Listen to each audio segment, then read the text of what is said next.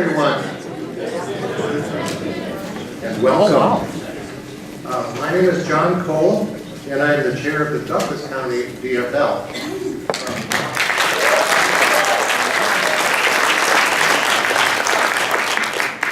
And on behalf of the committee that organized today's event, I'd like to welcome you.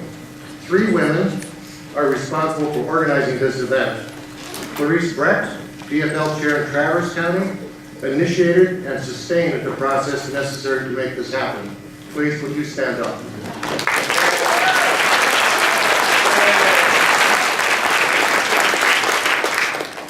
Lila Sells in Big Stone County and Mona Gregerson in Polk County were also key organizers.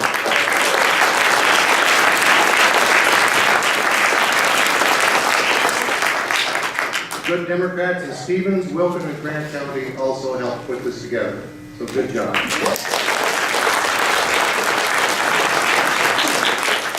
We want to welcome Republicans and independents, our revolution, and those people involved with Indivisible as well. We celebrate the fact that this audience represents citizens fully engaged in the great experiment we call democracy.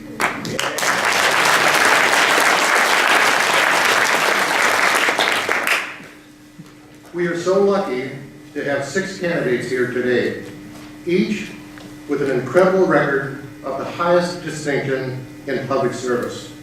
Each of the women and men in front of you represent the best in us. They are Minnesotans of outstanding personal character, integrity, and unwavering commitment to the common good. As governor, any one of these candidates would make us proud. Let's get going.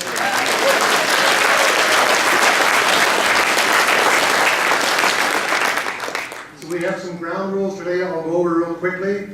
Each of the candidates will have 1 minute to introduce themselves. Each candidate will have the opportunity to answer at least 1 question first. The moderator will inform each candidate when it is her or his turn to answer, rotating in alphabetical order by first name. Candidates will limit their answers to 2 minutes and will pay attention to the timekeeper located right in front of them.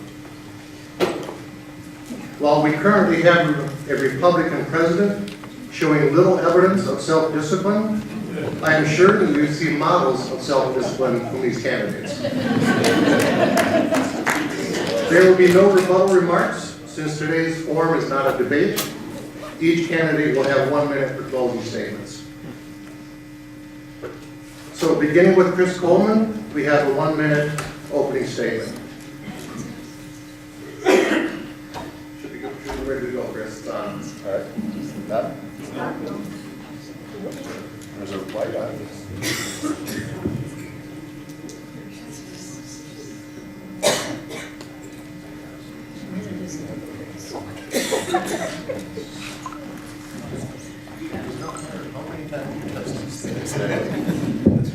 And that's all the time I have, so thank you so much. Well, thank you so much for coming out. What a wonderful turnout for an incredibly important discussion about the future of healthcare in the state of Minnesota.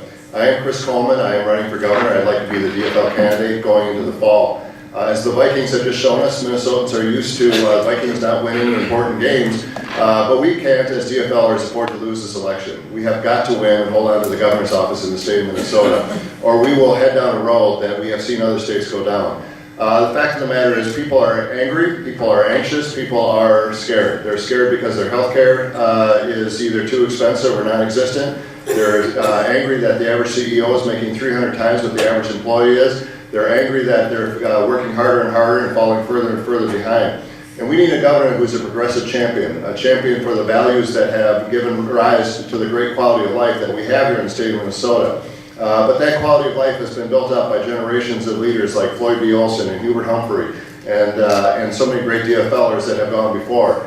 But all that we have built up can be wiped out in one legislative session if we don't win, if we don't return the House and the Senate to Democratic hands. When we do that, when we work together, when we stand together, look people in the eye and say, this is what we believe in, this is what we're going to fight for, we will win as Democrats and we will govern in the best tradition of progressive values. Thank you.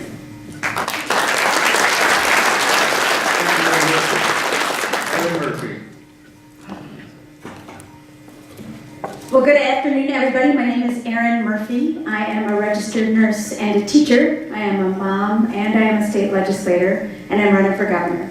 And I'm running for governor because I believe in a kind of politics that improves people's lives. And when we do that together, we can build a bright future for the people of Minnesota, and I want to do that with you. I chose nursing because I care a lot about people. I'm involved in politics for the very same reason. I left the practice of nursing and worked for 14 years for the Minnesota Nurses Association. Loved my work there as an organizer, as an advocate, and as their executive director. 2004, I took care of my mom at the end of her life. My mom and dad had worked to build a good life. They had good health care coverage, and when my mom was sick with cancer, she had to fight with the insurance companies to get the care she needed. It made me really angry, and that's why I ran for office. For the last 11 years, I have spent my time with the people of Minnesota, getting to know us, our state's strengths, our diversity, and that is the best preparation to represent the interests of people as your governor. I look forward to the conversation today, and I thank you for focusing on healthcare. It's top of mind for people in the state of Minnesota. I look forward to today. Thank you.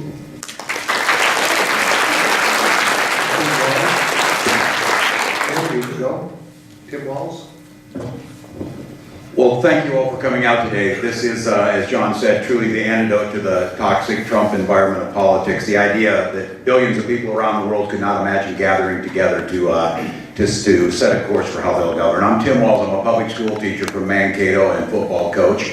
I am a 24-year veteran of the Army and the Army National Guard, retiring as Command Sergeant Major. I am husband to Gwen, and I'm dad to Hope, 17, and Gus, age 11. For the last 12 years, I've had the honor of representing Southern Minnesota in the United States Congress, where I've carved out a reputation as an effective voice for our progressive values, whether it's caring for our veterans or it's making sure that the conservation title of the Farm Bill is the strongest. Our message can resonate in every corner of this state. Our message improves the lives of every citizen, no matter where they live. We know the reasons why we can't lose this race, but I suggest that we take a broader vision and say what we can do. We are a people that carved out a life in a cold agrarian place, that carved out a standard of living second to none. And I said, if you talk about hopeful people, we're the people that drive on water. There's things that can't stop us. We can do these things. I want to earn your support to be your governor, to give that voice to that optimism. Thank you.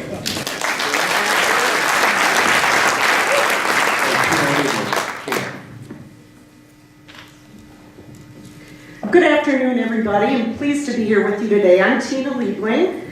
I'm a state representative from Rochester. I'm in my 7th term in the Minnesota House of Representatives, and I'm actually the first DFLer ever elected from Homestead County. I turned a red district to blue. I did it as a bold progressive. I never pretended I was in the middle. And this year I decided to run for governor because of what we're all facing in the state. I'm the only one of the candidates here who supported Bernie Sanders. This is not about Bernie Sanders. I didn't support him because I liked his hair, though. I supported him because I thought he was talking about the real issues that are happening, and one of those is health care. I've been a supporter of single-payer health care in the legislature and before the legislature for many, many years. This is a direction I think we absolutely have to move. It's about people's lives, and it's also about their pocketbooks. We need to focus on ordinary people, not the big shots and the insiders. I took my inspiration from Paul Wellstone when I first ran, and I truly believe we all do better when we all do better. Thank you.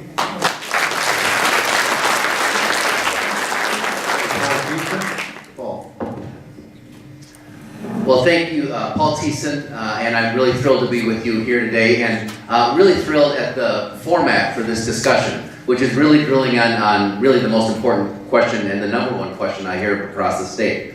But I think with the details of the questions we're going to be talking about today, the issues we're delving into, brings to mind and raises up something really important about what this campaign and race should be about. And that's, it's not just about winning the race, but it's about the art of governing. And I think that we have lost the art of governing in this state and in this country. And I think one of the things that I can bring to this process is the experience at the state legislature of standing up to the Republicans when they're doing some really silly things, some bad things, and also delivering on some really progressive, important ideas for the state of Minnesota. And having the leadership and the understanding of what that takes is not just working inside that Capitol, that's important, but bringing the energy and effort and ideas of people outside the Capitol to bear on that legislative process. And every victory we've achieved, progressive victory in my time with the legislature, has been accomplished by exactly that. That's why I want to govern with you as your next governor. Thanks.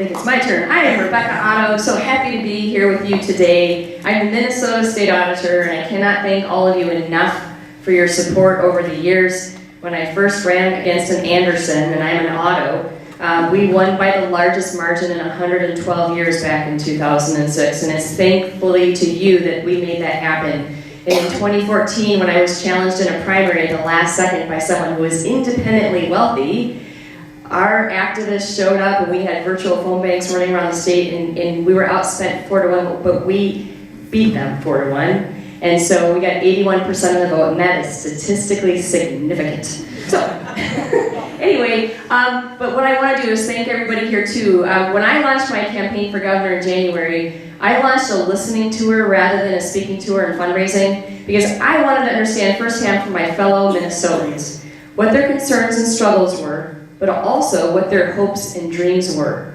And we had a listening session in Alexandria, and it was fantastic. And I've created an agenda around what I learned, and I hope to share some of that with you today. Thank you.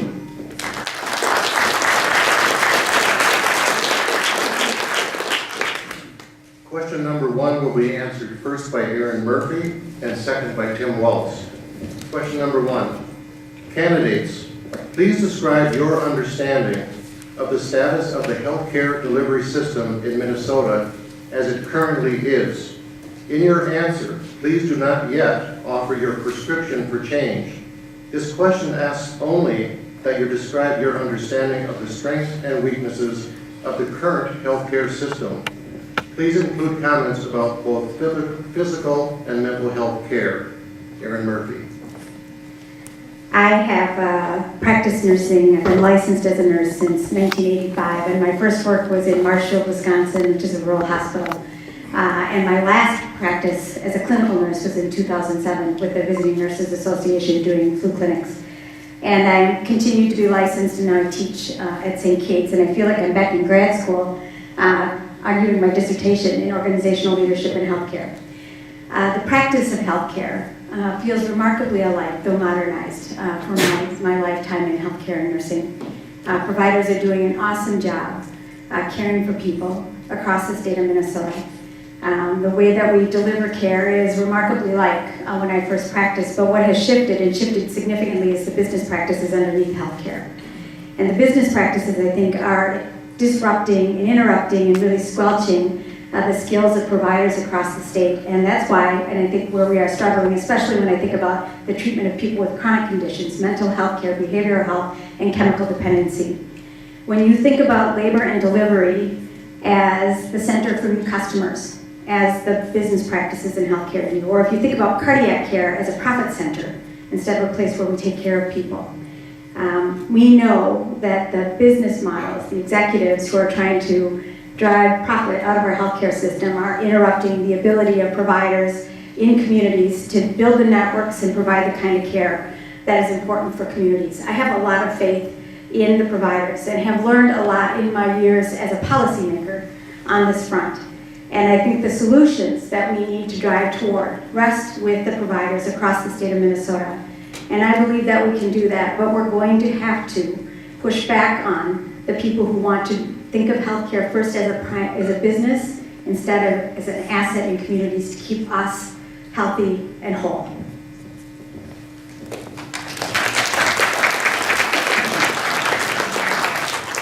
This issue of healthcare is central to all of us, and it doesn't know politics. What people want is, first of all, they want to stay healthy so they don't have to use it. If they access healthcare, they want to make sure they're able to get in a timely manner, they want to make sure they're able to pay for it, and they want to make sure the outcomes are good. As far as Minnesota goes, we have one of the lowest uninsured rates. I'm proud that after the ACA passed, we reduced from about 9% insured down to 4.3% insured. We have some of the best health outcomes. We have major health systems in the state, and we have smaller regional practices that are incredibly good.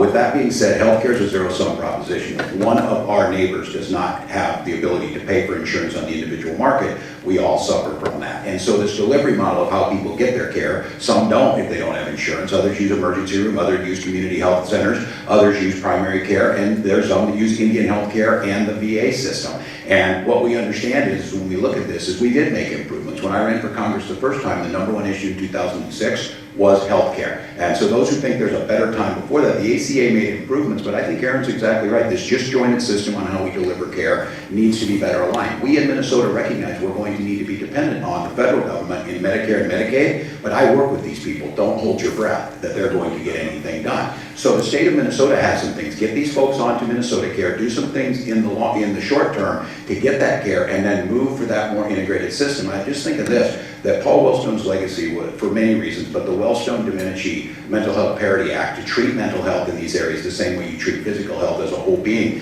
that did not pass until 2008 when we voted for it in the majority in the House, and it was not implemented until 2010 and expanded by the ACA. These are the issues of providers, and we're going to delve into these of ways that we can address these, but the state of Minnesota is well positioned with our practice and the quality that we do it, with the low number of folks that are uninsured, with the integrated system that we can provide. I think with some leadership at the top, with the governor driving this force, of making this case that this is one of those issues that is apolitical, that you can get incredible results from if we join together to do it, and the building blocks are there. Thank you.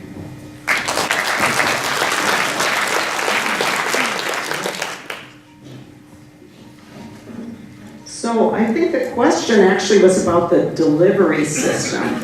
So healthcare, first of all, I've been working on it for many years in the legislature. It's unbelievably confusing, right? Let me ask you all a question. Is there anybody here who likes dealing with insurance companies? One person, that's a new one. Okay, maybe two. Okay. So we have, usually we talk about this in either the financing system or the delivery system. The question was about the delivery system. They are very much intertwined. It's really hard to separate them. But it's also true that fixing one doesn't fix the other. So in Minnesota, a lot of our economy is actually based on healthcare. We have some of the best facilities in the world. I actually have one in my district because my district has a Mayo Clinic main campus in it. But what we're seeing is a real, so if you can get to the Mayo Clinic or another one of our many good facilities, you can get good healthcare assuming you can pay for it. But the problem is that we don't have good distribution across the state, so I'm sure that many of you live in places where healthcare is very difficult to access even if you can afford it. And mental health care, we even talk about this as we say we have a mental health system. We don't have a system. It's just a bunch of random things that we need to make into a system so that people can actually get care that they need when they need it and where they need it.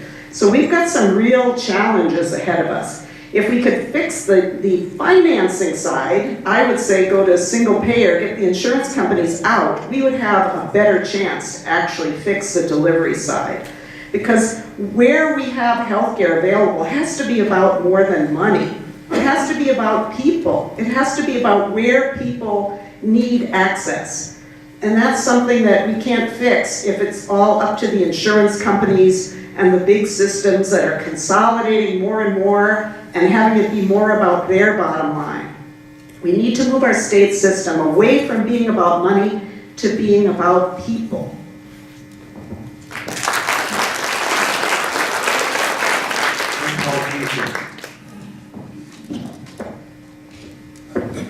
Thanks.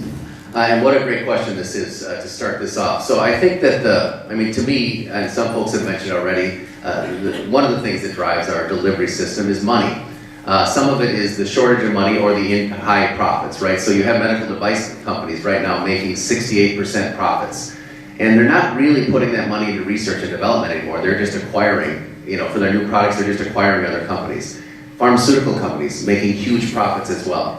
So one of the things that drives where we are is those profit margins in some of the sectors of the healthcare industry that we have to really think about. The second thing that money does, though, is we're not spending our money where we should in terms of how we reimburse it. And some may come down to the insurance companies, though some of it is driven by the regulations coming down from Washington, D.C. and the state of Minnesota. We don't reimburse primary care providers at the same level we reimburse specialists. We don't reimburse mental health providers, and we actually reimburse them even less than primary care providers. But we know where the need is going forward, which is if we could get a lot more primary health care providers, a lot more mental health care providers out there, we'd actually keep people out of the hospital and keep costs down, and more importantly, keep people healthy and improve the quality of life. So reimbursement rates make a big difference. Limited networks is another thing that money is driving, so that you can get into a particular network, but you can't see the provider you want to see. again, that's causing a significant problem with how care gets delivered and how we get treated. But I think there's a lot of optimism here. There's a senator named Tony Laurie who toured the state, a friend of mine. He is kind of the Senate guru, state Senate guru on healthcare. He toured the state this last summer and fall in about 10 regions. And what he saw on the ground was incredible cooperation going on between mental health providers, hospitals, clinics, and nurses and others. One thing we need to do is actually raise the ability of people to practice to the top of their license. But that cooperation is where it's at. One more thing that I'll say about that, just to bring this point home. We often hear how European healthcare costs are much lower than ours. But you know what? If you add in Health and Human Services, it's about the same, but they get better outcomes. There's a lesson there. That wraparound support for people makes a huge difference.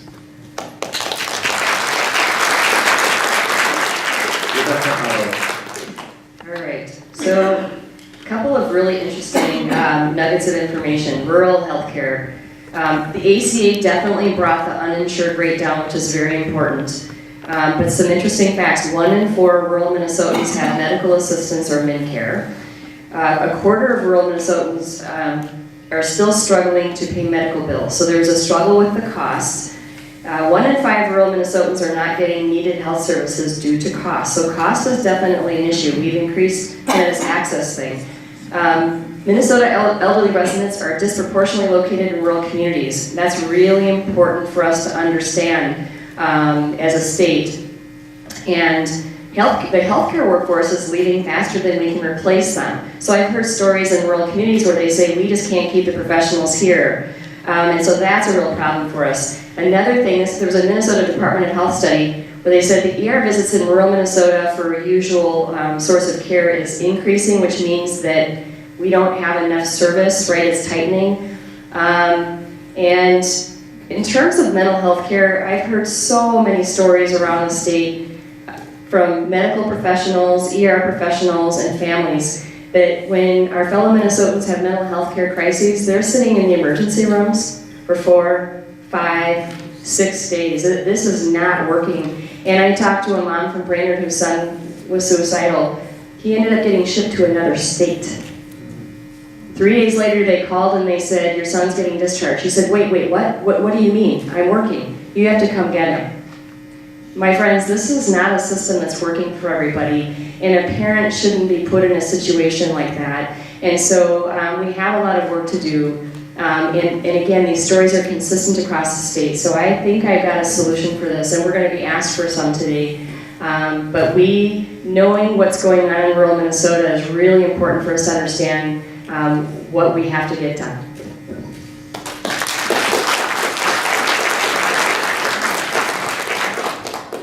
Well, the problem is, it's not that we have a healthcare system, good or bad, we have an insurance system that's broken. And the fact of the matter is, it is not working for too many Minnesotans. It works very well if you're white, you're rich, and you live in the Twin Cities. But if you lose your job, if you're a person of color, if you're low income, if you live in a rural area, the system isn't working for you. It's not even working for me, quite frankly. I had the very good fortune for the last 12 years of being mayor of the city of St. Paul, and I got health insurance as a public employee.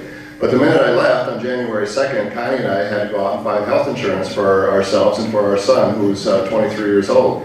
And the options that we had were I could either spend $2,400 a month for a COBRA, and by the way, I also lost my income when I left my job. Or we could have $1,600 a month policy with a $6,000 deductible. So we chose a $1,600 a month policy, and now we're praying not to get sick. It's a system that doesn't work even if you're middle class. We'll figure out a way to get through this, but for too many families, it isn't working. And it doesn't make any sense to half the people. You know, we have 9 rating regions across the state of Minnesota. And in every area outside the Twin Cities, healthcare costs are continuing to increase. And if you live in Goodhue County and you're across the street from Dakota County, your health insurance is $10,000 more a year than it is because you live on the wrong side of the street. Not because your risk is any greater or anything else, you're just in a different rating system, and so your costs have gone up. And that's true across the state of Minnesota. We have a broken system that needs to be fixed. ultimately getting to a single payer system, I think is the solution. But we're a long ways away from getting there. Other states have tried it, and unless we have a federal government that would support it, we can't get there. But we need to make sure that we equalize services, that we get more doctors into rural areas, more providers into rural areas, and we make sure that the burdens of healthcare are not falling disproportionately on people that live in greater Minnesota versus the Twin Cities.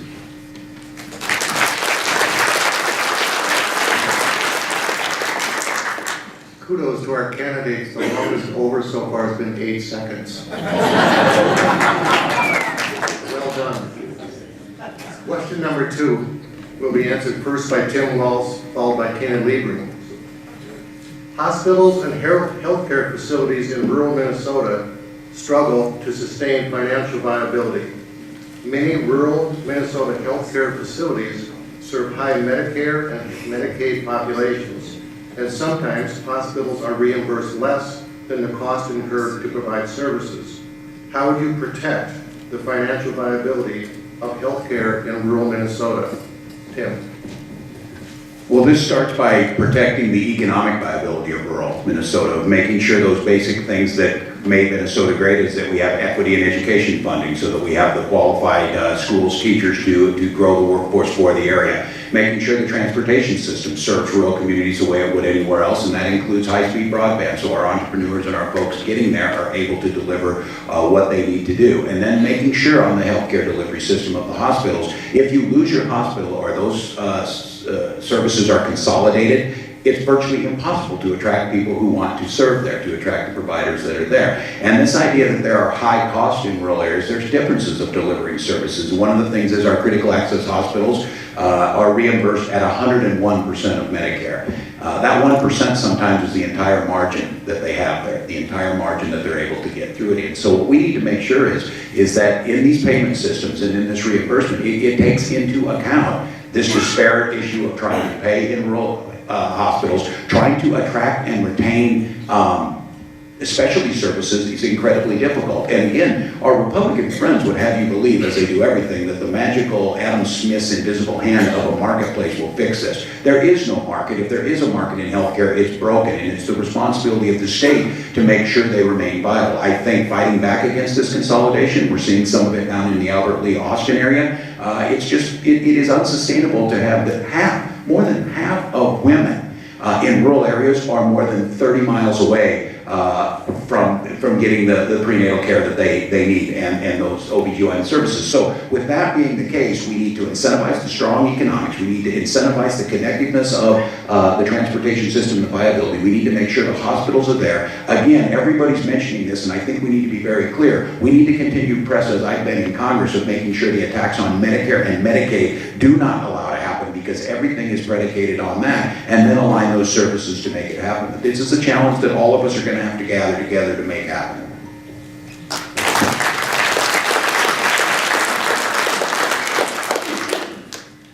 I have a little more specific answer than that. I've been working for a number of years, as I said, in the Minnesota legislature on this very issue.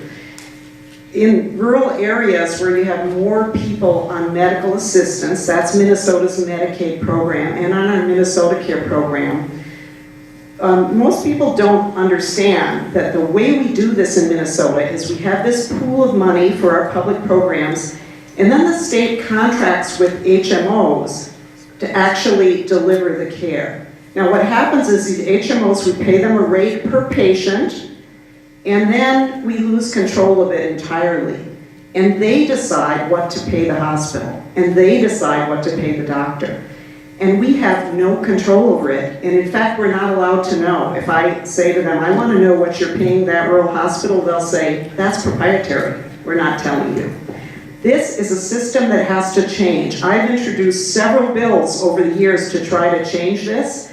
And believe me, this is something that Republicans understand too. Those who work in this area to understand it, because these companies are very powerful and they confuse legislators, and we're kind of overmatched because we're generalists. We do lots of different things. So educating legislators about this has been one of my big tasks in the legislature, and I think you're gonna see some movement, because we pay them billions of dollars to take care of our patients on public programs, And when we hear that they're not paying enough to keep these providers afloat, there's not a darn thing we can do about it in the legislature. This is wrong. We don't need them in our public programs. We should get the insurance companies out, and then we can contract directly with the providers. And when I talk to groups of providers about this, they love it, because they don't want to have to bill different insurance companies, all for patients who are on the same health care program, our public programs.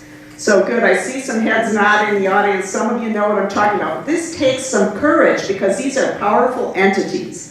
But this is one of the big reasons I'm running, because we gotta have a backbone to move these things forward. We gotta stand up to these powerful entities. They're not gonna let go easily, because they're making money off of us. And it's not going for healthcare as it should.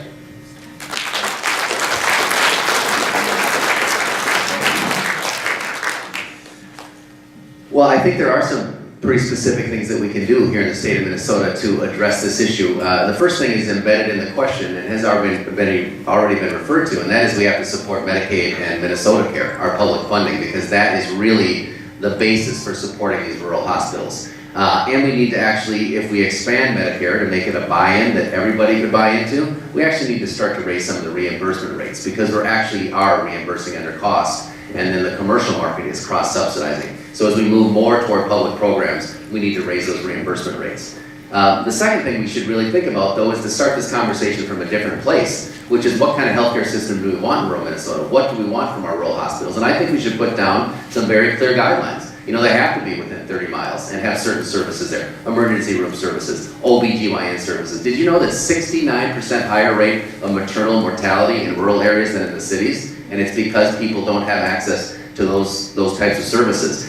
So if we set those standards in place, then we can start to think about how we're going to pay for it. And I think the way we should pay for it is to build on the model that we have from the federal government for critical access hospitals, which are very small hospitals. We should expand that at the state level, so we have critical access, another level of critical access hospitals for intermediate communities, like in Elberly, like in Alexandria, so that we're paying at cost or a little bit above. That is what's going to be able to sustain some of those services. We also need to think, though, about how we reimburse in a new world where what we're trying to do is keep people out of hospitals. And what that is about, and in Prime West, I was just talking to someone earlier today, Prime West is doing a very good job of that, where we give incentives for the hospitals to work with local clinics and others in partnership in order to, if people don't get into a hospital, the hospital will actually get a little bit of the savings that result from that to allow them to sustain the services that they need. So I think there's a lot of really good ideas that we could go to sustain these hospitals, but the one thing we have to remember, hospitals in rural Minnesota are the center of the ecosystem, the healthcare ecosystem. When a hospital goes away, the clinics go away, the mental health professionals go away, everybody else goes away. So it's the critical piece of this whole discussion.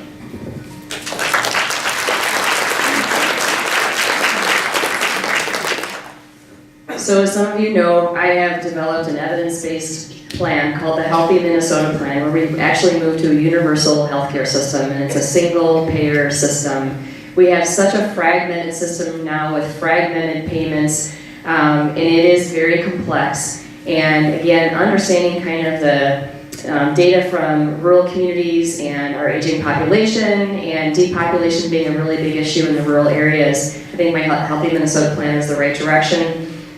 Several things: we need to end the tiered system of payments that penalize rural hospitals and healthcare providers. The rural hospitals tend to operate on very small margins, which makes it difficult. And then they have a greater portion of patients being paid by public programs versus private payers. Sometimes those public programs are not covering the costs. So you talk to medical providers who say, we can't take patients with that type of coverage. I've had people tell me at the state fair, I was trying to get something done and no one would take me. So we are in a situation where we must do something very different. And the Healthy Minnesota Plan, all Minnesotans are going to be covered. There will be no uncompensated care. That's a really important piece for rural healthcare providers. There will be no public program versus private insurer rates. It's going to be a single payer system. And we're going to make sure that, and then rather than a fee-for-service system, we're going to move to a more innovative approach, which other countries are moving to, that have universal health care, where you do an upfront quarterly reimbursement to the providers for each of their enrollees, and the enrollees choose their provider. And we're gonna take away all the coding and all the billing that goes with fee-for-service. We're also gonna take away all the pre-authorizations because insurance companies are pushed out of the way. This is going to support our rural providers and allow them to have the resources they need to keep people in their communities healthy, and we will incent and reward them for keeping you healthy in my Healthy Minnesota system.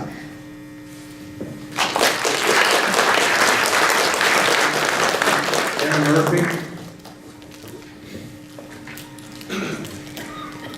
I remember when I took care of patients in that rural hospital and I was doing med-surg nursing and I was taking care of people with chronic conditions. And one of the things I like best about that practice is we saw the same patients over and over again. And what I've learned in the work that I've done as a policymaker is in Greater Minnesota in particular, there's a real ethic of care. We're caring for our neighbors, and there's an innovation wrought from the necessity of we've got to find a solution to this problem. And we need to continue to learn from that and build on that ethic of care of our neighbors and innovation because we want to find the best solution. I see that in us. I see that in us all across the state of Minnesota. I am a single payer supporter and believe we should use Minnesota Care and allow anybody who wants to buy in, and then build the infrastructure so we can contract directly with providers and get the best from our providers and the innovation, the cooperation that's happening in the districts and in the state, across the state of Minnesota. I am a big believer in our community health clinics, and we should invest in those and expand those across the state of Minnesota so we can build the cooperation that happens among the clinics and the hospitals across the state. When I was door knocking in Benson, Minnesota a couple of years ago, there's a woman who came to the door and said, you know, our doctors at our hospital are going to retire, and I am worried that they are not going to be there and then our hospital will close. This is a phenomenon happening in rural places all across the state of Minnesota where we're worried about losing our providers and then our clinics and our hospitals. As your state's governor, it is going to be my priority putting people first, that we make sure that care is distributed and we put the sick people in our care at the center of what we're doing. And if we build a system based on effective care for the people who are sick, we'll get it right for everybody else. I want to do that and develop that system with you.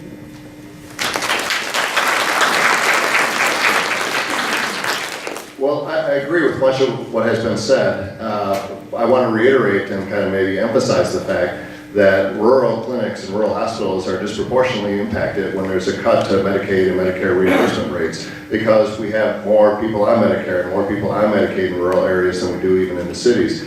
And so we have to be worried about this, but the crisis is about to deepen because the federal government, as part of the bill that was passed last year in the state, trying to keep insurance costs down for folks, the federal government has cut our rates, and that is going to start having an impact on those reimbursement rates and have going out, not starting this year, but over the next couple of years. And so it's going to really put, I think, a lot of pressure on our rural hospitals. And this is really about quality of life. You know, we had a rural development forum the other day, and people were talking about the numbers of people that are either leaving the rural areas or, you know, some counties have fewer people today than they had 100 years ago living in them. But if you don't have access to quality care like a hospital, this is a huge issue. I think Tim mentioned the issue down in Albert Lea. They've closed the ICU, they've closed the maternity ward, and all of a sudden the birth center, and all of a sudden they're asking people to travel another 40 miles to have a baby, or if they're having a heart attack. Well, that's great, except for unless it snows 18 inches like it did the other day. And how would you like to have to drive across I-90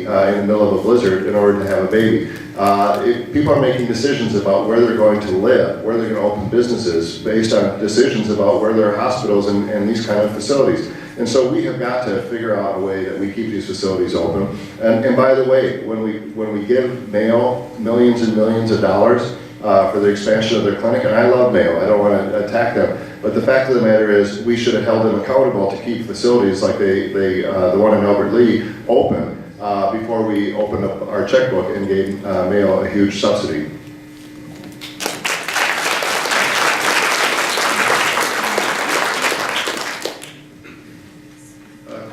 Question number 3 will be answered first by Tina Liebling and second by Paul Thiessen.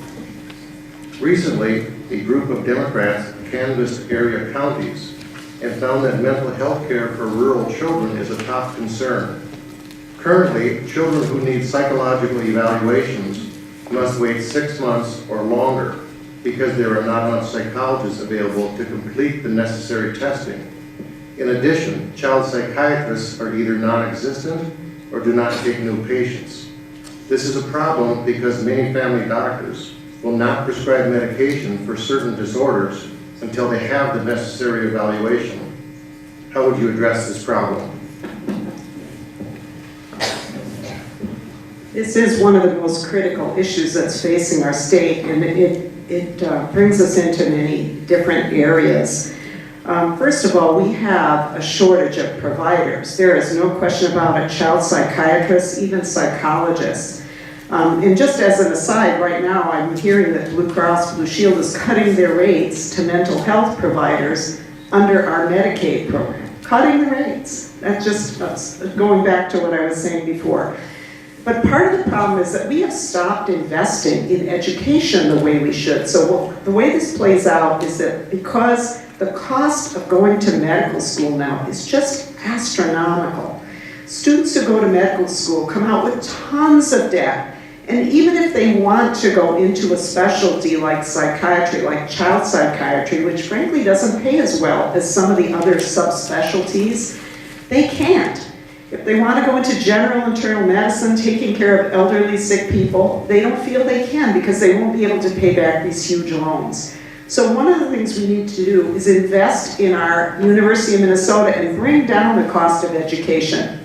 There are other things we can do as well. Telemedicine is part of the answer to help those primary care physicians have a consultation where they might feel more comfortable than providing medications in the local area. There are lots of things we can do, but this is, again, it's a failure of investment in our system, and we need to make sure that we have these kinds of resources distributed. And just in the 30 seconds I have left, you know, the district I represent has Mayo Clinic in it, and I just want to say to you that while I do agree that Mayo Clinic is acting more and more like a Fortune 500 company and less like the nonprofit it's supposed to be, the people who say that we've given a big handout to Mayo Clinic just don't understand what actually happened. And I will be very glad to talk with any of you afterwards if you want to understand exactly what happened there. But very, very little state money has actually gone to DMC, and none is going to Mayo Clinic.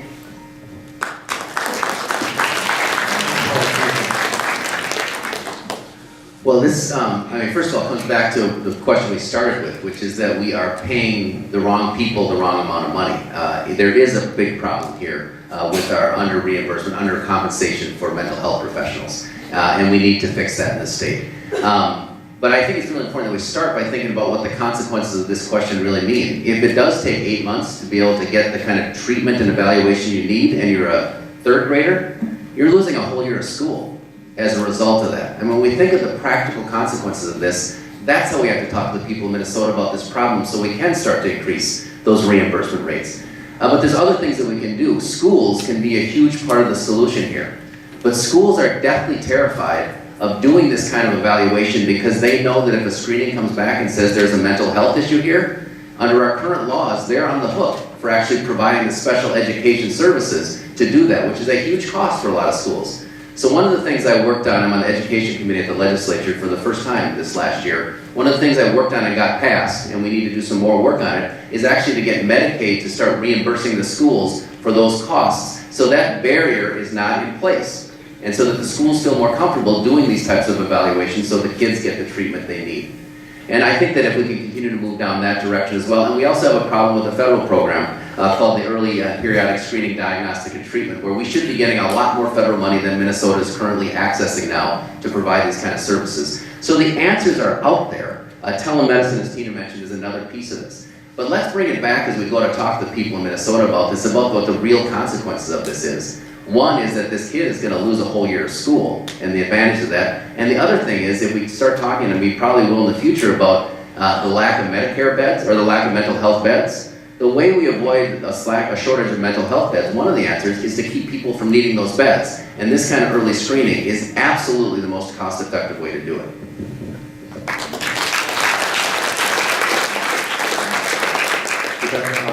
Thank you. So this issue with mental health providers for children and the lack of is a national problem. It's everywhere. which should be of deep concern to us, all of us. And so as governor, what I would do is really push our federal delegation and put pressure on the feds to do what's right. So that's one. Because I think that's one thing we can all agree upon as Minnesotans is we've got to make sure our children are okay and that they're healthy. And the earlier the intervention, the better. I had a brother who had a lot of issues and he passed away at the age of 41. So I've lived this and I know what it looks like, I know what it feels like, and we have to have a sense of urgency around it. So some short-term fixes that we could do is support our primary care providers that are out there that are concerned about prescribing certain medications, provide additional education, do hook them up to telemedicine so they can connect with the professionals when they're dealing with a situation that is difficult. None of this is easy. We need to enhance our loans and grants for students who will go into the mental health services field and who are willing to work in rural communities especially. We need them all over, but that would be another piece we can do. We also need a payment structure change, which would happen in my Healthy Minnesota plan. And by the way, mental health care and substance abuse treatment are going to be part of the standard benefit set of the Healthy Minnesota plan because that is a basic fundamental piece to physical health. I've heard from providers and people that provide mental health services that right now they're under reimbursed. It's a very difficult system to navigate and actually can keep people from going into the field. So we need to make it an attractive field to go into. We're going to have to provide some supports for them in terms of their loans, with loans and grants, and then just support our current providers until we get the system changed.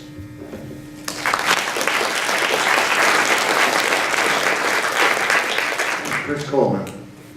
I'm so glad that this question has come up, and I think that it's on the minds of so many people because it is a fundamental question for our community. I spent a lot of years working in Hennepin County in juvenile court and in family court, and the numbers of kids that were coming in with profoundly disturbing mental health issues was just so troubling to me, and it continues to grow. And there weren't enough services. There weren't enough beds for the children that needed more intensive treatment. There weren't enough psychiatrists and providers for kids that just needed help.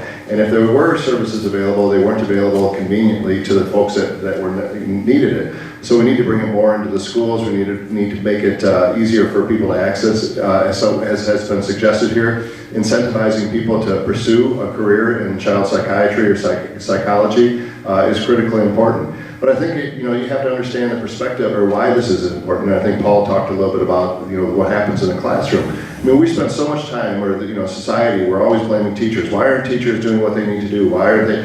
And then you have a situation where a child has either an undiagnosed or an untreated mental illness, and they're in the classroom, and they're not, quite frankly, able to learn. If they're in crisis, they're not prepared to learn. So no matter how good the teacher is, no matter how hard they're working, trying to work with a child that has a profound mental illness that's either undiagnosed or untreated has ripple effects for every other kid in that classroom and quite frankly in that building.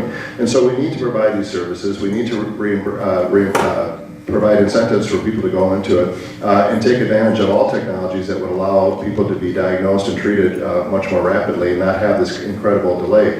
It is not just about disruption in the classroom. The suicide rate for kids across the United States of America is frightening. And when they're not getting help, the help that they need, it just increases. So thank you for the question.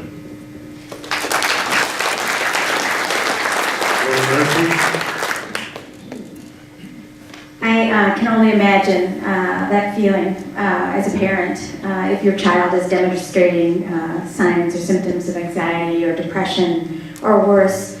And at first you might not necessarily see it as a health condition, but when you do, if you can't get access to care, it's pretty damn frustrating. I think it's important that we invest more in school nurses and school counselors to help us with the early identification. If we identify a condition early, we can prevent the description that we saw in this question of getting to that place where the condition is so entrenched. It's a big problem for a family and a child and their ability not only to learn in school, but to grow into a productive adult. Early intervention, we know, is critical. I know that as a nurse, you know that as citizens in the state of Minnesota, we need to invest there, absolutely. We are burning out, particularly our providers in mental health care. We treat mental health like it is any other physical condition, And we expect providers to treat it in these increments of time that don't necessarily fit the therapeutic relationship that is necessary for the care of people with mental illness and substance abuse. And that is why we need to break out of the constrictions that come from the business practices, from the insurance payments, and contract directly with providers so we can use the tools we know as providers to engage in the kind of care that is going to treat people across the state of Minnesota.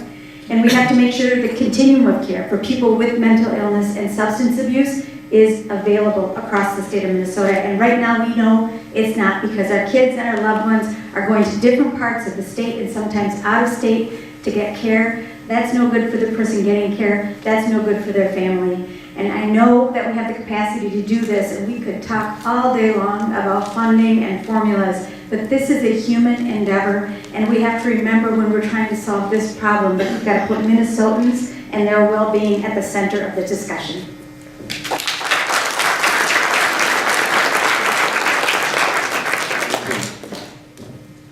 Well, this is an issue near and dear to all of us, but I am a public school teacher for decades, and I'm also the parent of 2 school-aged children, and understand what those school-based programs, and appreciate Paul and Chris and others talking where that needs to be. Also, this is a national issue on care to mental health care, as we talked about earlier with the implementation of mental health parity. I have the privilege and the responsibility of being the Democrats' ranking member on the VA committee, overseeing the nation's and one of the world's largest healthcare system in dealing with our veterans. And those who are veterans in here, by the way, it's a zero-sum proposition. If we ever fail, we are failing and needs to be fixed. But in terms of veterans viewing the system, they view it very highly. And this was an issue on mental health issues that came to the forefront. And the New York Times this summer asked the question, you want to know how Congress is supposed to work? Look at the VA committee.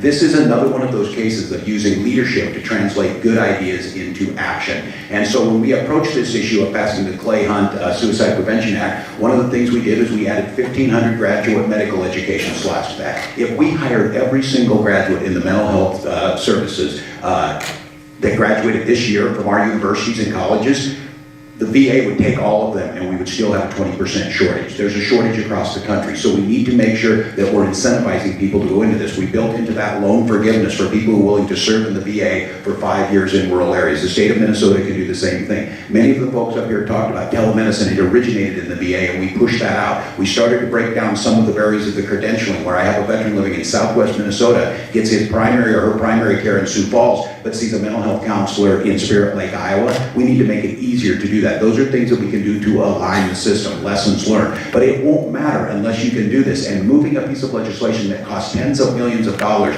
in a Republican Congress, in a place that they want to undermine in the VA, takes leadership, takes guidance, and takes vision. And I've been able to do that, and that's what we can bring to Minnesota.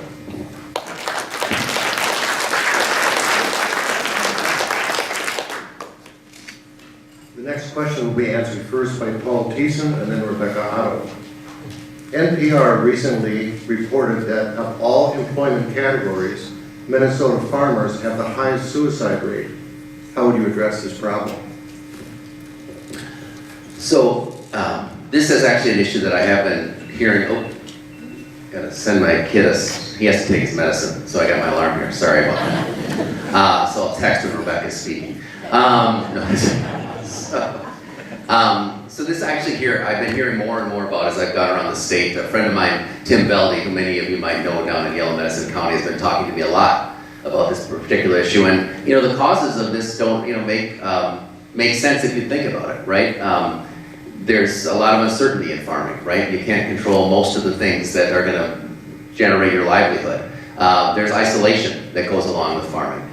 There's also this sense, and I know from my grandfather and my own father who grew up on a farm, there's the idea that you should be able to fix just about everything yourself, right? When something happens on the farm, you're going to figure out a way to fix it. When it comes to mental health issues, that becomes problematic.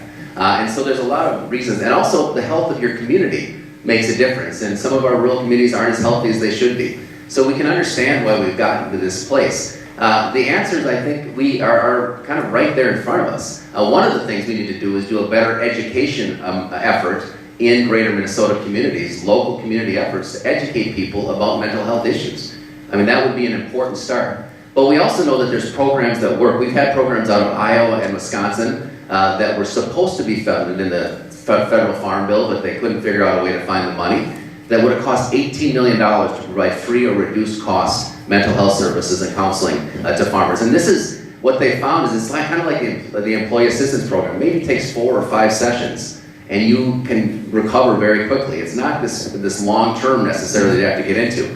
They couldn't find $18 million out of the federal budget to fund this. What that would mean in Minnesota is about $400,000. We could do it here for $400,000. We should do that. We should set up this system that has been proven to work, that would provide this free or reduced cost counseling for a short period of time to farmers, and we would avoid so much of the problems that flow from that.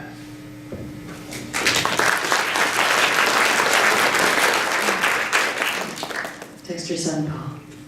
Okay, so gotta support each other up here. It's really unfortunate when people have to make decisions like that, or in a life circumstance where they where this happens. And so anyway, first of all, the system needs to be there. I'm on the Rural Finance Authority board, and during another time when there was kind of a financial crisis for farmers, not in the very distant past, we set up a staff person in Department of Ag, and they set up kind of this one-stop shop page to try to support farmers. And it was, if they couldn't pay their bills for power, right, or they couldn't feed their livestock, or because we knew a lot of them were struggling, and we had a hotline for mental health crises, and we worked really hard to connect them to resources in the community. It's still there, but that's not enough for some people. And so I can commit to you as governor, and I've said this all over the state, that I commit to talking about raising awareness around when we suffer from mental health issues, or we get to a point of hopelessness and desperation, and how can we better support each other in our communities. So that's something I will talk about, because we also need to work to destigmatize. Because a lot of people in our state are going to run into a bump somewhere along the way. I lost my father when I was 13. He left when I was 6. He had some issues as well. So it's really understanding the nature of what happens. Right now, we know for our farmers, they had generally cash flow issues last year. This year, commodity prices are low for corn and soybean. Dairy's not so great either. And so in the last downturn, the farmers that were truly diversified with row crop and livestock, it went a little bit better, but we need to be there for our fellow Minnesotans, and we must address our healthcare system and do something very differently.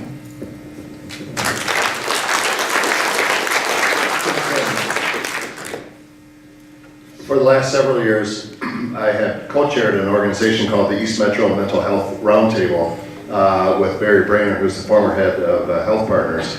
And that table brought together providers from all walks of life, from clinical settings to residential treatment programs, in-hospital services, et cetera. And we really tried to figure out what are all the gaps and where are the holes in our mental health system. Sue Abderholden from NAMI is one of the providers, or one of the persons that's at that table, and she said, it's not that we have a broken mental health care system, we don't have a mental health care system in this country, and we've known that for 6 decades, since the original reports back in the 50s. And so we need to develop a system that covers all parts of the state, so that we can make sure that people have access to mental health care to avoid getting to the point where their depression is so severe that they view suicide as an option. And part of that is, one of the things that we did was we had it's called Make It Okay campaign that was just to talk about and destigmatize the issue of mental health. Too many people aren't getting the help that they need because they're afraid to talk about it. They're afraid to acknowledge that they have an issue. They wouldn't have that same concern if they were feeling physically ill, but somehow it's stigmatized. And I got to talk about kind of the elephant in the room. One of the reasons why farmers have such a high rate of suicide is because they have access to guns. That's a fact. And if you have access to guns, you're more likely to commit suicide. I'm not here advocating that we take farmers' guns away or anything else, but when we know that someone is struggling, then we, as members of the community, as family members, etc., need to protect them, and we need to make them safe. And if it means locking up their guns for a while they're struggling through this, it would save a lot of lives. I know this. I live next to the High Bridge in the city of St. Paul, and it is a point. People get it in their head. They see that bridge, and if they're depressed and they want to commit suicide, they get focused in on that. And the same thing is true with guns. We need to make sure that we're protecting our family members from harming themselves.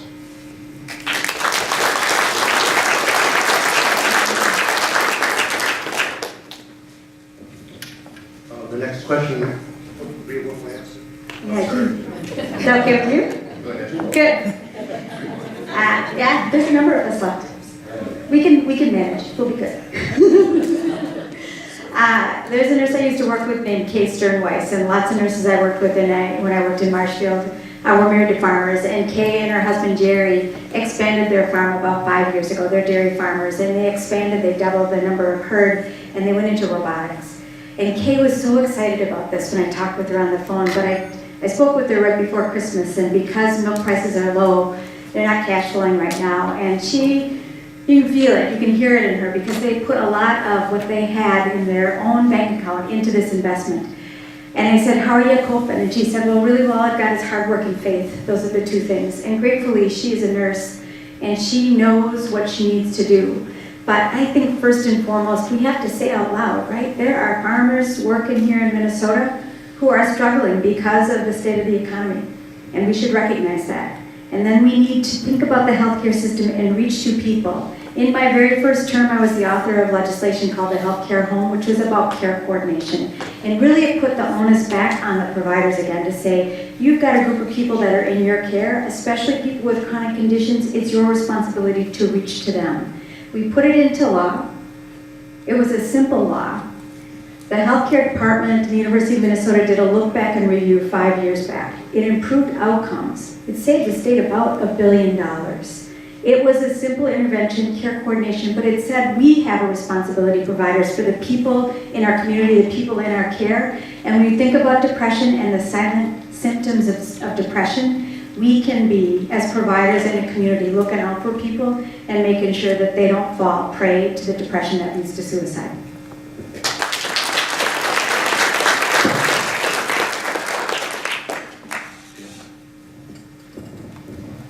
Well, to really understand this question, you really have to understand farming in rural areas. And this group's, I'm sure, tired of hearing me say this, but I always mention that I grew up in a small farming community where I graduated with 24 classmates, 12 of whom were cousins. And,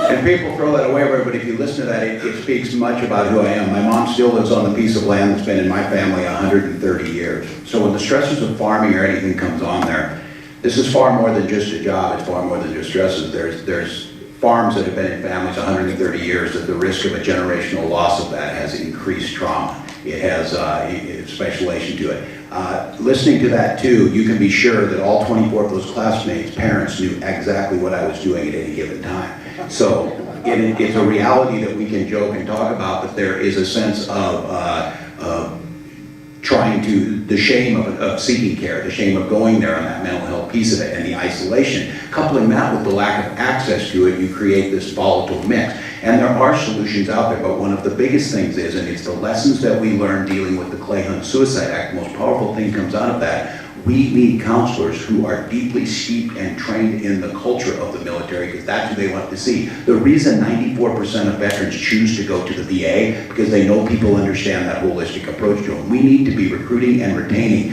people in these professions that have farm background, that have agricultural background. That starts to get at the heart of the difference. There is not this myth that the Republicans do of an urban-rural split, but there are differences amongst communities. And so when we see this, it's not going to be a one-size-fits-all. It's not going to be just pushing more people out there. And it's that idea that not understanding the culture as deeply as it is of what intertwines people is what lends us to go down and down and down again. So I would say this is the case of being able to make that peer-to-peer, making sure the accesses are there, but understanding the cultural ramifications of what it means to live on a century farm and be at a time when you hear 350 corn, that has all kinds of implications, and we need to get that care out there.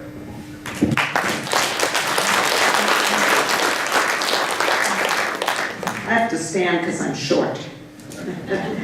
So one of the things that we have to recognize about this is that older men, whether they're farmers or not, have a higher incidence of suicide. Older men, we don't usually think about that. We think it's teenagers or something, but really older men are very much at risk. My husband is a physician. He's a general internist, and we moved here from Chicago, even though I'm a Minnesotan, but he's not a Minnesotan. He said in his practice, he had to learn to recalibrate, learning to listen to Minnesota farmers, because a lot of Minnesota farmers are his patients, because they downplay their pain. they downplay their distress. And so he had to learn to recalibrate and listen to them in a different way. So I think we've got a number of things going on. We've got that Minnesota culture of minimizing your distress and the isolation of the farmer and the fact that many of the farmers are older men who are in that demographic anyway. So I'm awfully glad too that Chris Coleman brought up this issue about guns, because a lot of the deaths from guns are actually suicide. It's not what we think of. A lot of them, I think maybe 60%, if I'm remembering this right. So I think that's a big problem too. But this story on NPR, I listened to it and I thought it sounded really great. There's a special helpline for farmers. And I think this is a great thing. So that's one small answer. Hopefully people will call knowing that they'll talk to somebody who will understand their unique situation. There's another program that's aimed at young people, Text for Life, where people can text to get, so people need to be given ways to communicate that help them. This issue of stigma is absolutely huge. And I think that the way we can break it down as individuals is to let other people know when we feel distressed. Because when I tell you that I'm feeling distressed, it makes you able to tell me. So this is really important that we recognize we're not alone. Probably every single person feels distress at one time or another. And talking about suicide, as the experts will tell us, talking about it does not make people commit suicide. So if you think somebody's suicidal, don't be afraid to talk to them.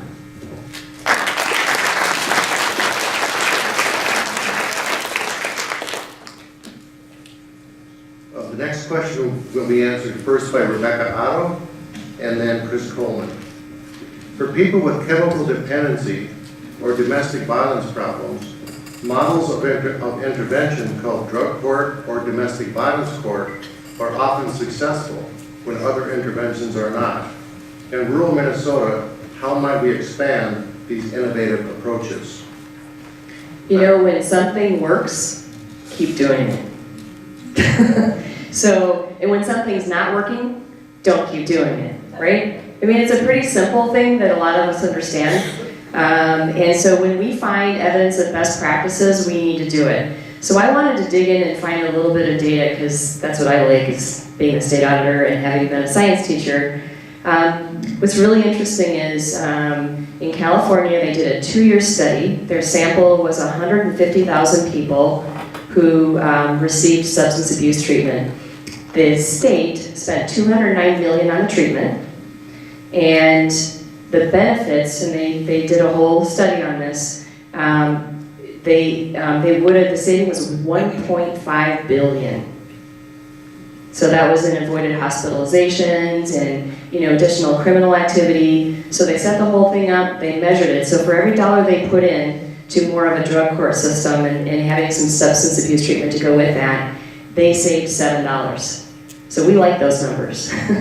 And so in Minnesota, we've criminalized addiction, we've criminalized mental health issues, and it's not working. Because once someone touches the criminal justice system, really hard for them to get back into society in a meaningful way, to find a job, to find a place to live, and we really put them at a disadvantage, and I don't think that's good for us. So when we find something that works, that's effective, and we should monitor and measure, we need to make sure we do it. In terms of funding, I think there might have been a question on how do we fund this. We need to be innovative in terms of how we do this, but I believe that when we can look to data and say this actually works, that we then continue what's really working in improving people's lives and reducing costs in other areas.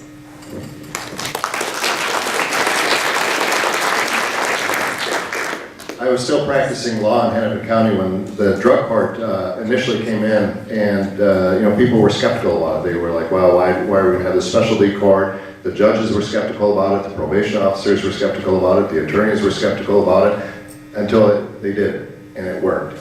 And they saw that people's lives were actually improving, and that regular check-in that a person had to have with a judge, the regular check-in that they were having with their probation officer, that contact that kept them on the straight and narrow, really started making a difference. People are dying across this country by the thousands because of the opioid crisis. This is a problem that exists in the Twin Cities area. It exists in greater Minnesota. It exists all across this country. And these types of specialty courts are not expensive. These types of specialty courts are not, they don't have to be driven by cost factors, because the fact of the matter is, I think I haven't seen the study that Rebecca was referring to, but they do ultimately drive down costs. And one of the things I think we have to do in government, in all levels of government, is to figure out what are those upfront investments that we can make that will ultimately save us money in the long term. And if we can keep people out of prison where it costs tens and tens of thousands of dollars a year, because we've spent a few $1,000s up front in a specialty court to keep them off of drugs, to keep them, and certainly if we can prevent them from dying from opioid addiction, those things are all, they all save money in the long run. They work. They are very effective. The judges like them. I don't think there's any reason why we can't expand all of those programs across the state of Minnesota.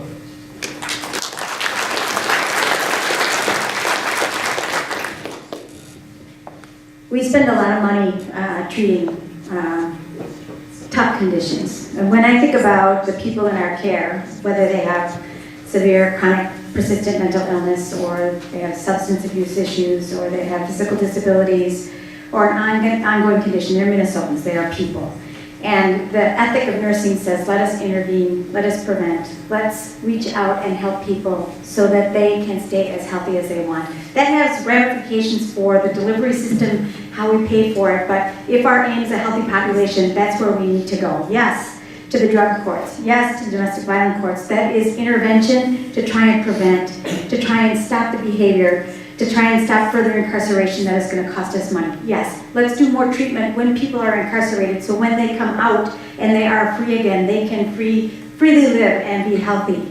I took care of somebody, I remember this when I was new at the University of Minnesota, and he was diabetic and chemically dependent, and he was either with us or in the criminal justice system. And every time he came back to us, every single time, he was high. Every single time, and he would use whatever port he had. Sometimes he had a Hickman catheter, and he would use that, and it would get infected. And we would tune him up and send him back out into the world, where he would do the very same thing again. And I think about that man who eventually lost his life. If we would have, as a system, as people, said, let's do something, let's intervene, let's stop that cycle, not only would he have survived, but we would have saved money.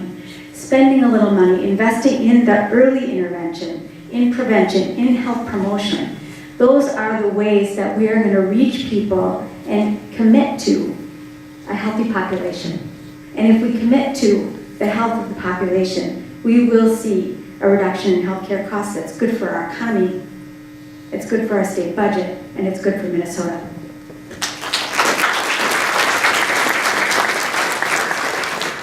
Tim Walz. Well, I concur with much of what's been said. These are smart things, and I'll use the background experience that I used in this, because we took the same principle with veterans courts. We launched first one up in Buffalo, New York, and Minneapolis was second in how we did this, with an understanding it was far better, and the traumas that caused these veterans to leave the service and then either get involved in a violent act, domestic violence, or drugs, it made far more sense to get them into the healthcare system, get them treated, and move them forward. One is, as everyone has said, it's ethically the right thing to do, but it saves money in the long run, and it does make sense to do that. But I think one of the things we as Democrats have to do a better job of is, sometimes we believe that just having the facts and things being self-evidently good ideas are good enough for us. We need to make sure we're taking this message to all parts of people who might not assume that, because again, if it were about the best ideas, we'd win every election. But it is more than that. And I think it is about looking at this. I don't know why we allow ourselves to get labels with things. We're the party of business. We're the party that believes in the free markets. When my colleagues in Congress tell me they're pro-business, they're usually speaking in the singular, and they're talking about market manipulations. And so I think in this case, employers know this is the right thing. The example is that my neighbors are two neighbors, Dan and Angie Basket. They started a popcorn business in their garage, and they grew it into the largest one in the country, Angie's Boom Chicka Pop. And one of the things they did about understanding back to the community was they went to special emphasis to be part of the drug court that was funded, to make sure that they were there to help that, and they were there with guaranteed jobs when these people came out of it to ensure the recidivism rate wasn't there. That's good sense. Now you got the Chamber of Commerce promoting the drug court, you got private businesses help funding it, you got people getting good jobs. And oh, by the way, because the way these people did, when they sold because they were so big to someone else, they made sure they did two things, kept all of their employees as guaranteed keep being there, and before they sold it, they bought shares into all of those people, so every one of those people did really, really well when the stock shot through the roof. By entering back to the community, giving that building capacity, and having the issue of this is, you know what? Drug courts are pro-business. That's how we message it.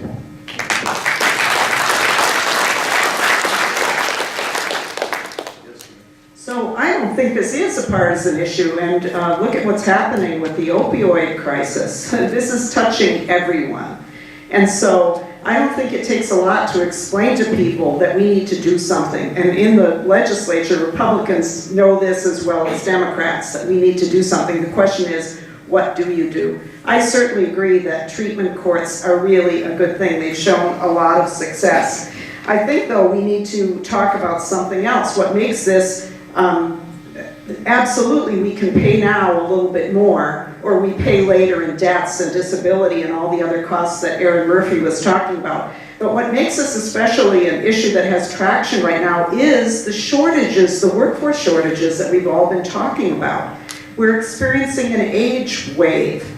We're going to have more and more workforce shortages. In other words, we need every single person in this state who can be productive to be productive.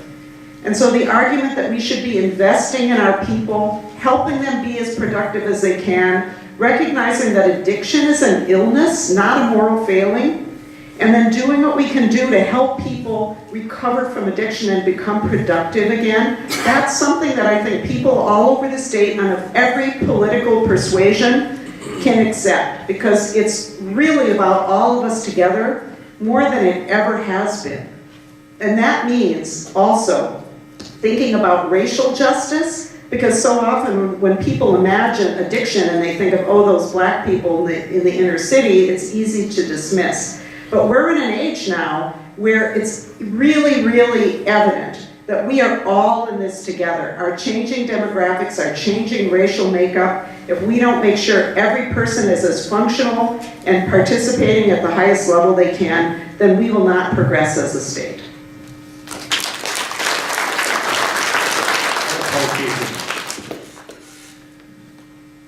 Well, I'm glad this question was asked, and I probably don't have a whole lot more to add what everybody said about drug courts, because everybody kind of hit the nail on the head. But the way I think about this issue, and one of my neighbors and a friend for a long time is a guy named Kevin Burke, who's the chief judge of the Hennepin County court system. He's the one that started the program in Hennepin County, and he bends my ear on this every single day about how, not every day, that's sort of an exaggeration, often, about how effective this drug court is.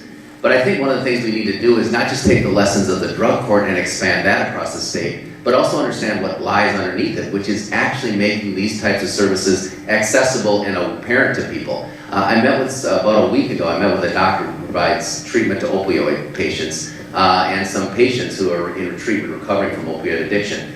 And the thing that struck me the most from this conversation was, we have rules in the state of Minnesota, it's called Rule 25, but bureaucratic rules in the state of Minnesota that say an emergency room doctor can't send a person directly to treatment.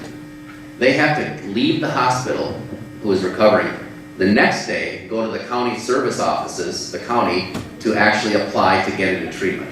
And we're losing people because of this bureaucratic red tape.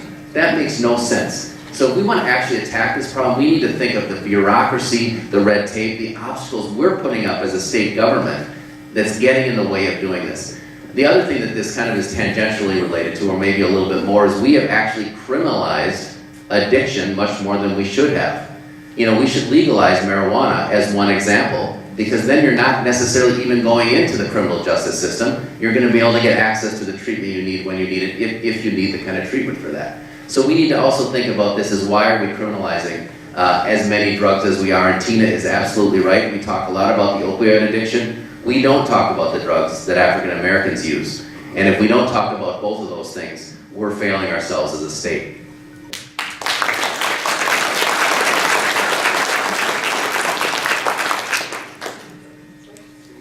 I think I answered that question. I was first. I hope I don't have to answer it again, because I already. Okay, so we'll go on to this next question. Rebecca will answer first, followed by Chris Coleman. I answered first last time. Chris first. Is that okay? All right. Well, let's hear what the question is first. Very good. Child development experts know that children born into life circumstances that are seriously adverse or difficult will almost always develop mental or behavioral health problems. Such children eventually require some sort of intervention, which costs money. Even though we know very early which children will need help, we tend to wait until problems become deeply entrenched before intervening. How would you address this problem?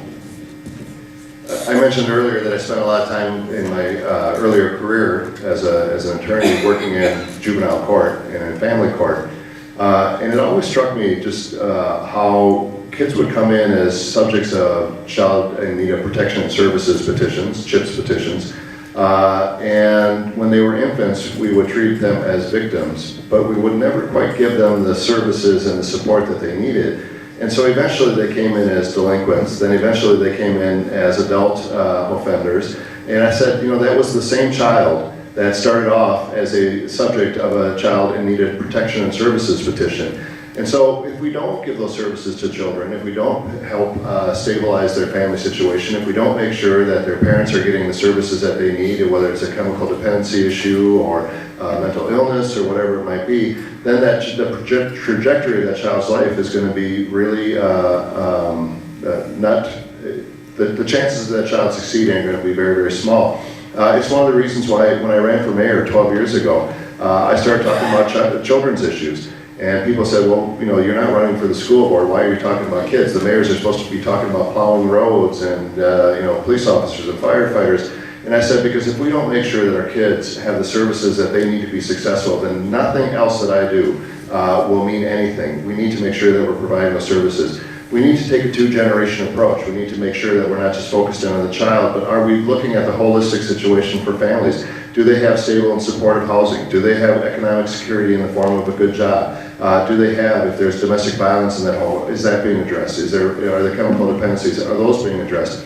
If we don't do that, trying to fix the problems later on in life is like trying to solve polio by building a better iron lung. We need to get upstream. We need to start even before birth. We need to make sure that the children are getting the brain development that is so critical and occurs from 0 to 3 by helping our parents understand the role that they have to play. There's so much that we need to do, but if we don't do it, the cost to society and to those children are just absolutely horrendous.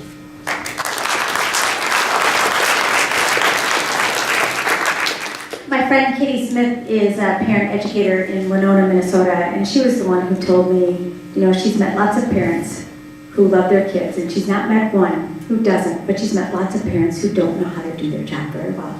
And part of her work was that early intervention with families as a parent educator.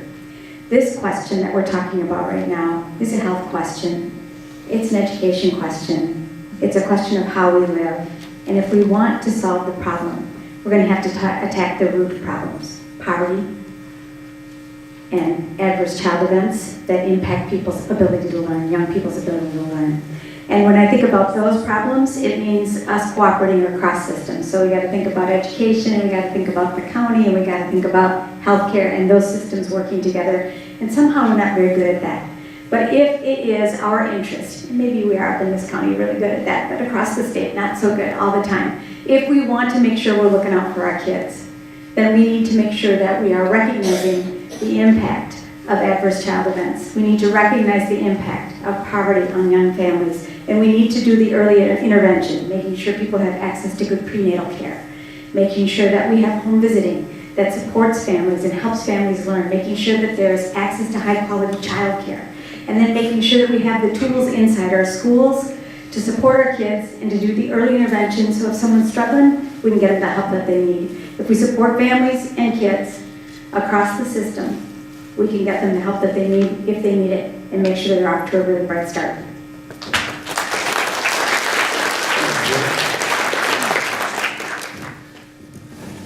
Well, I agree. Both the wonderful answers and wonderful leaders on this issue, Chris and Aaron. That famous Frederick Douglass quote that it's easier to build strong children than to fix broken adults is absolutely true, and we know that. And this issue of getting that care at the point where the child needs it. I would also mention, I've heard Erin mention this, and she's been a leader in this, that the public health nurses in visiting, she is championing that is smart stuff. And every time I hear her talk about it, I think that's the kind of thing that we can do. But I mentioned this in those adverse reactions, we know what happens. I mean, there's stunning statistics, and I know this as a teacher that terrifies me. We can predict with great accuracy if someone's going to be incarcerated later in their life by their vocabulary in kindergarten.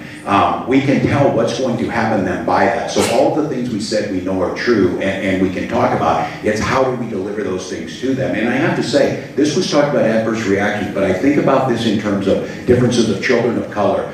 Several years ago when my son was 9, my brother, my younger brother, who was the favorite uncle and my son's best buddy, was tragically killed in an accident. And we grieved and we went on. So my son was doing great in school in 3rd grade. 4th grade was really tough. And I thank goodness the wraparound services that were there for people to identify this and make the case and treat my son's issue as that he hadn't grieved and worked through that and got him back on the straight and narrow. What I worry about is the way we do things. Had those services not been there, what would have happened to him? Or what would have happened because of our disproportionate rates of expelling children of color? Would he have been expelled for that behavior rather than viewing it as an issue that we could get at it and solve it? So I think all the things we're talking about of making the case, getting these services in there, Chris was absolutely right. It starts way before this. It starts before that child is even conceived, of making sure that things are in place. But then understanding that all children could experience that, but it just makes great sense for us to make sure at the point of delivery that school-based or the home nurses is the way to go.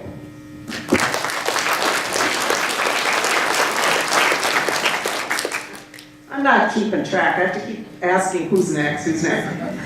But, so I have 3 children, and I was not poor as I was raising them, and I had a husband, but I'm really aware all the time of how hard it is to be a parent. It's really hard, no matter how good your circumstances are.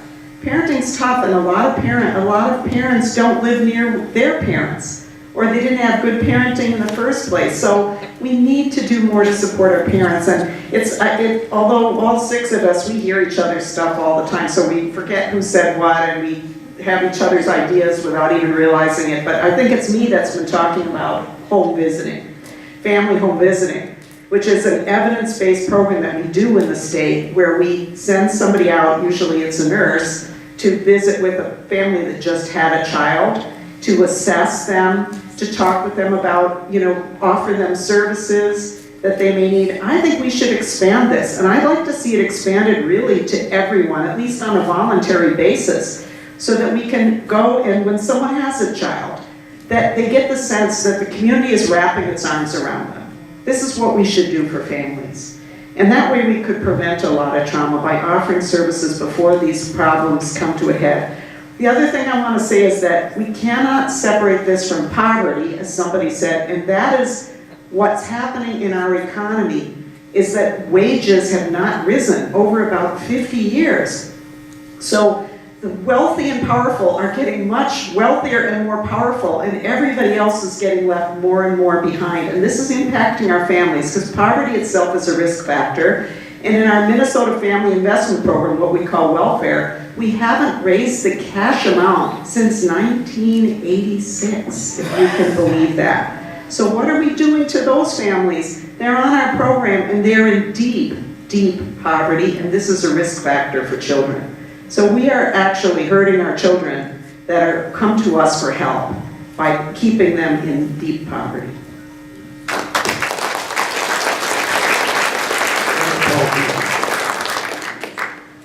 Well, there's been a lot of good ideas already talked about, and in earlier questions too. I mean, we do need to remove the barriers for school districts to actually do this work of identifying, providing that access. We also need to understand that that as we talk about special education, I mean, too often what happens is that white kids tend to be put on the autism spectrum disorder when they're labeled as special ed, and black boys tend to be put in kind of the emotionally and behavioral disturbed box. And if you think that happening, about what happens and what that means, what path they go down, you're going to get to very different results. So there is a poverty, but there's also a fundamental racial element built into this question. And we need to take that on head on. We're the second most unequal state in the country.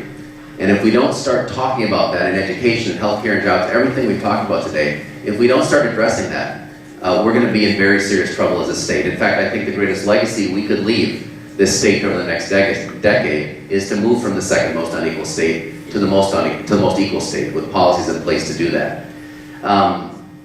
We do need to invest in those first 1,000 days. There's no question about it. We know now that that's when the brain development happens. In fact, if there's going to be a second Minnesota miracle, where every child in the state has access to a great K-12 education, that was the idea of the first Minnesota miracle, it's got to be around those first 1,000 days. And there's some ideas that have already been talked about here that can do it. My favorite idea, though, is what we call the promise neighborhoods. And they are popping up all around the state. We have one in Minneapolis, there's one in St. Paul, but also in Northfield and in Austin and St. Cloud and other places. And the idea there is that every child born into that community is going to go to college. And that's the promise they make to themselves. It's driven by the community itself, not by St. Paul folks telling them what to do. And it talks about not just the kid, but the family, about supportive housing and affordable housing, about getting good jobs for the parents, about parent education, these things that create those wraparound services, and they're getting great results. We need to expand that. It's something I've been championing at the legislature. We need to do it in communities all across the state of Minnesota. But this issue of trauma is something that we need to kind of be at the core of what we're talking about as a government. Because as I think of the heavy lift we have to bring workforce development and all these things together, until we address and understand how heavy a lift that is going to be with the trauma people are facing, we're not going to get to the kind of scale we need to get to fix our problems.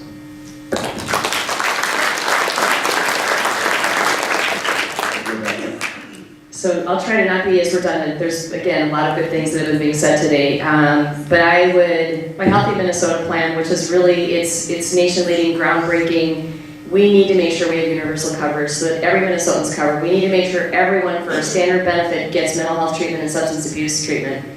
We can do it. They've done it in other places in the world. They lower costs and they increase health outcomes. We're just not there because of the politics of greed. We need to focus back on the common good. Now, adverse childhood experiences.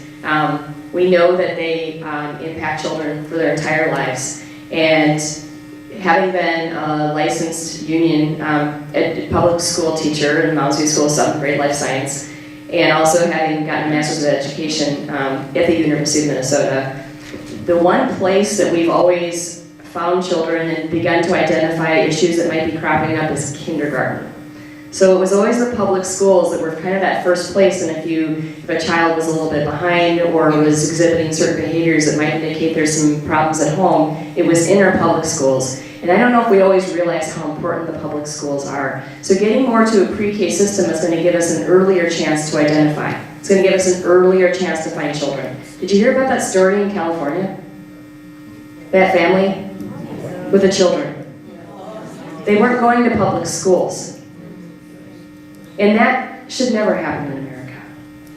So the thing is our public school systems are what save children. There's a couple of initiatives right now, and we cannot let a single dime of public money go to private schools in the state. And as governor, I will say no. We are not going to allow them to dismantle something that makes us so special in the state. Thank you. But there's a project going on called the Zero Abuse Project. It's being driven by a gentleman who's worked on sexual abuse issues. I'm going to wrap it up. He's creating a training program at St. Thomas that will be online, that will help all professionals who work with children identify children who are experiencing sexual abuse. He wants, and it's called Zero Abuse, so look it up, really important program.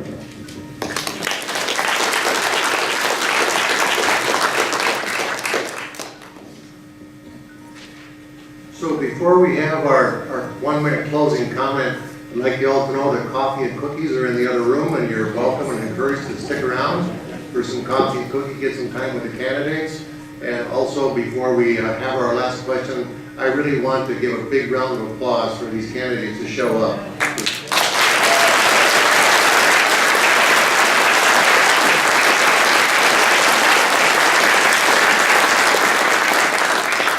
So we'll have a 1 minute closing comment, and that will begin with Rebecca Otto. Okay, now I can stand. I'm Rebecca Otto, and I thank you so much for coming out today to hear us. and to consider us for the straw poll, the non-binding straw poll on February 6th at Precinct Caucuses. Hope you will attend. I want to thank everybody in this room for showing up, caring, being engaged, and being involved. 2018 is so important for us as a state, and we know this. I've run and won statewide 3 times. I got a primary challenge, we beat him 4-1, even though we outspent 4-1. I win more rural counties than Governor Dayton when he runs. I won more rural counties than Plenty when he ran, and we lost the governor's office. So I won over 50% of the rural counties. I have worked with fire chiefs, volunteer firefighters, township supervisors, and I believe that I have all the right skills to be a strong governor, and I would be honored by your support. Thank you.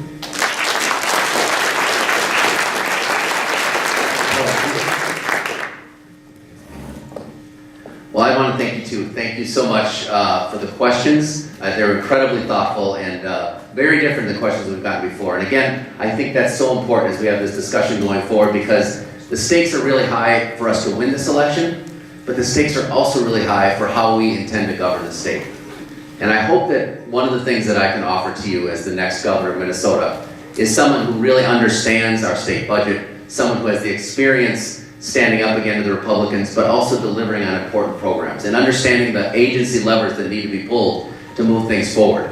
There is an art to governing, and the experience that I can bring to the state government and to being governor, I think, is critically important. And at the end of the day, the thing that I always believe and that motivates me more than anything else is that I think that there's no measure of success in politics except getting something done. If you don't get something done, if you're just talking about it, if you're just running campaigns, if you're just trying to win the next election, you're not going to succeed. We need bold leadership. We need people that are willing to lose elections if it takes it to do the right thing. And we need a governor who wants to get something done. That's what I've done in the past, and that's what I want to do for you as your next governor. Thank you.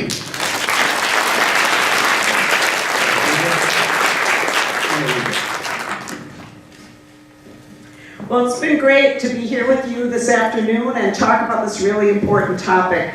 You know, I think what I see when I look ahead for us, of course we have to win this race. But you know, in 2016, we had a candidate who we thought was safe. You know, our candidate had a lot of money, our candidate had a lot behind her, and yet she didn't win. And I think it's because we failed to, well, there are a lot of reasons, and some of them unfair reasons, granted. But I think also we weren't speaking to people about what's really going on in their lives. The fact that the wealthy and powerful are getting wealthier and more powerful, and obviously they're not giving up. And there's no amount of concentration of wealth that is enough for them. We just saw this with the passage of the Republican tax bill in Congress. So part of being a governor is not just having good progressive ideas, and part of winning is not having good progressive ideas. It's also being bold. Being able to stand up to the forces that go on at the Capitol and to say no to the special interests, to say no to the insiders and big shots. So if you're looking for a bold progressive for governor, I'd just like to remind you what TINA stands for. It stands for There Is No Alternative. Thank you so much.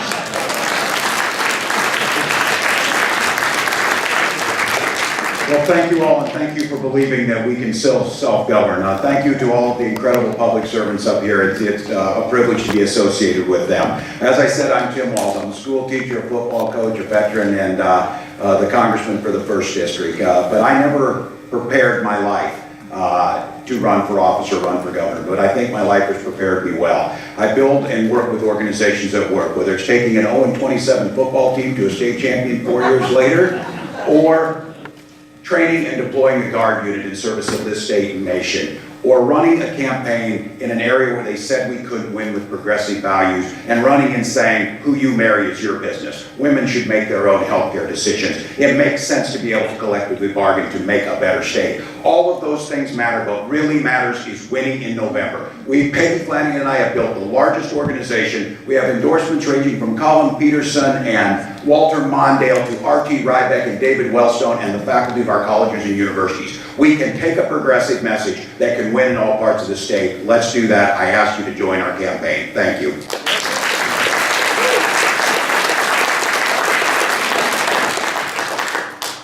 And Chris Coleman.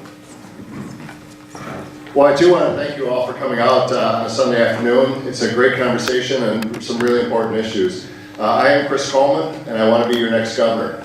You know, my campaign manager always tells me, he says, you know, don't go around and talk about what you've done in the city of St. Paul for the last 12 years. And, you know, that's kind of deflating for a mayor. You know, that's what you want to do. You want to go out and talk about how we revitalized the city of St. Paul. But the fact of the matter, it's not what we've done, it's how we did it. Everything that we've accomplished the last 12 years in St. Paul, we've done it by bringing people together, by bringing people to the table, by having all voices heard, by making sure that we're focusing on critical issues like climate change, making sure that we're working on building an education system, not just pointing our fingers at teachers and saying it's your fault that our kids aren't learning, but saying what do we have to do as a community to build a system out. We focused in on racial equity to make sure that everyone in the city of St. Paul understood that St. Paul was a city that cared about them. We focused in on equality for our LGBTQ citizens because we wanted to make sure that they felt comfortable and at home in the city of St. Paul. When you stand together with others and when you work hard on the issues that we as progressives care about, you can accomplish great things. I want to do that for the state of Minnesota. Thank you so much.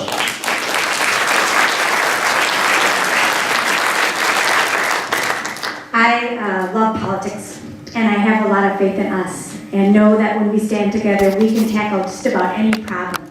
We always have, and we will. I want to be the next governor because I want to build a bright future for the people of Minnesota all across the state. I want to do that with you, and when I think about that bright future, it is strong public schools for our kids across the state, healthcare that we can count on, and the jobs, the infrastructure, and the economy of our future so we can support ourselves with our hard work. But if we don't dig in on the hard stuff, like tackling climate change and building that renewable energy economy of our future, recognizing that we have structural racism and racial inequities across the state, and if we don't tackle those, we are not leading as the Minnesotans I believe we are to be. Let us take on gun violence prevention and sexual harassment and recognize that the tools of our democracy across this country are under attack. Our ability to collectively bargain and organize is under attack. The free press is under attack. Our access to the ballot box without the outsized money of the Koch brothers is under attack. And if we don't recognize and hold on to those tools, we will not be able to build the future that I know we are entitled to. We are not an island in Minnesota fighting to hold on to what we have. We are the front line of a progressive movement for the state, for our future, and the soul of this nation. And if you believe like I do that we can take that on and win, join me. I'd like to earn your faith, your trust, and your vote. I'm a nurse. I am calm in a crisis and cool in a conflict, but I'm Irish and I'm a fighter and I will fight for you. Thank you very much for being here.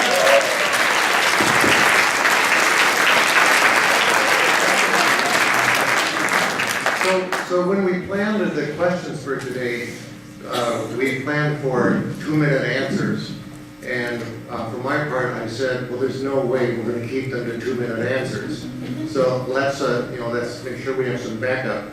We don't have enough questions because they all answered within 2 minutes. I have never seen that before.